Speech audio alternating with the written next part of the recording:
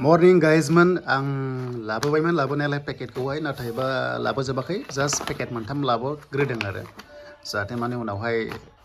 shortage जायोबा मोनबावनायनि just लाबोग्रोदों उनाव खनसेनो लाबोगोन गारिजोंहाय दा आं लाबोदों गदाबारिखौ लाबोदों नै गदाबारि 1155 बेखौ आं मेनेज खालामो माने गायो प्रडाक्टखौहाय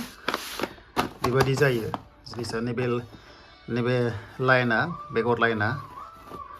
17टा 16टा गाहाम सिरि ओंखारो आरो 18टा ओंखारबाथ' जाबायानो ओमफ्राय बिनि बे हाइब्रिद ओमफ्राय दामाथ' लिरनाया एसे बारा दङ 2850 लिरो नाथाय हरनाया बहाबा 1800 1900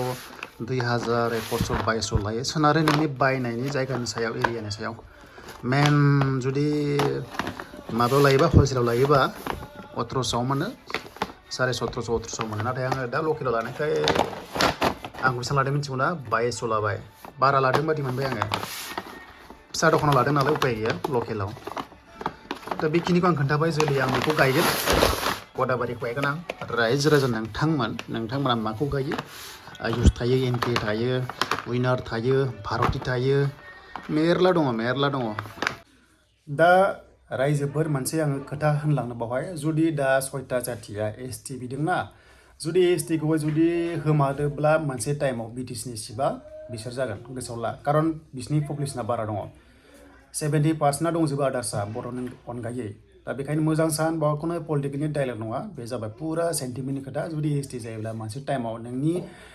इएम एमसिएलए एमएलए CEMआ गासैबो माने बिसोरबो मोनसे टाइमाव जाहैनांगौ 10 बोसोर उनाव मोजाङै थाल लानानै खोथा खोनासं इडुकेसन जा साख्रि जा गासैबो सिटआ बिसोरनो आवग्रिजोबगोन एसटि मोनबाय नालाय जोङो सेम स्टेटास माने जों जायखौ मोनो बिसोरबो बेखौनो मोनगोन नालाय दा गभर्नमेन्ट जबाव आसामाव जोङो 10%ल एसटिआ मोनो एसटिपिआ होमबा बे 10%आवनो जों गासैबो बिसिनि 6टा जाति प्लास जोंनि अनेकटा एसटि दङना बेजों सिख'लायनानै नोङो फरायनाया नोङो हाहैगोन ना हाहैया दानो जोंथ' माने एसेबांनाखि गोजौआव गैथ'वाना आरो बिसोरो अलरेडि गोजौआव दावखोखानाय थ' बिसोरजों फेर फाथिनांगौबा माब्लाबाबो इजि नङा मोजां साननानै कमेन्ट्सखौ खालामदे बाव नेगेटिभ कमेन्ट्स नोंथांमोना खालामनाङा बोरमाया नै फिसायानो 6टा गोदान जालायबाय माखासे ओंखारना दंजोबो माखासेखौ खाया ओमफ्राय माखासेखौ दहायो सोफिननानै दोनदों गोथाव गय गोरलै जाबाय आं जोंना जाबाय ओंखाम गोरलै ओंखायनो गयखौबो जाबाय दायो जुखामखौ गायथ'वाखै आं एसे जगार खालामगासिनो दङ सिं दा दुब्लिखौ आं एसे देखायनो नाथाय देग्लाय माइखौ गोजौआवसो हाबाय ओंखायनो बे नाराखौ हाफिननो नागिरदों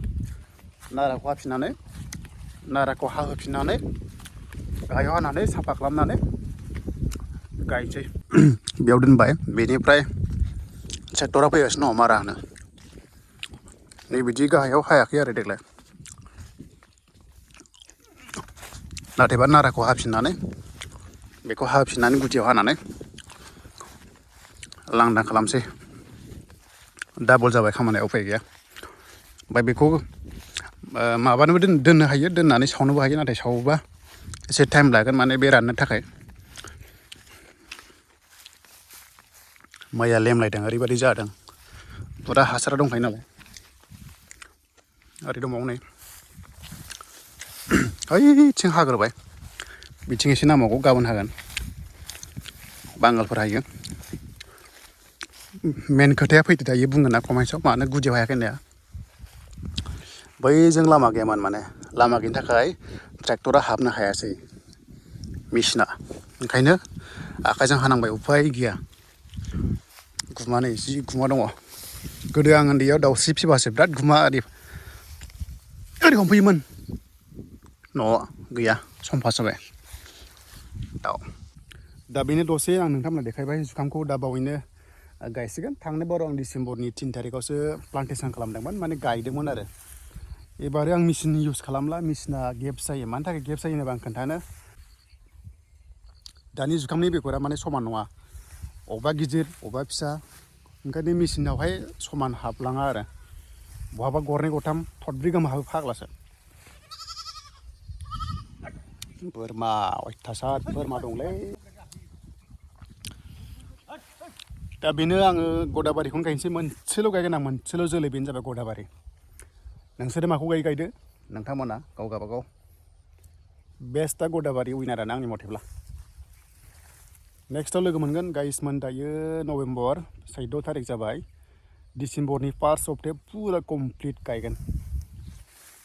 बेनोसै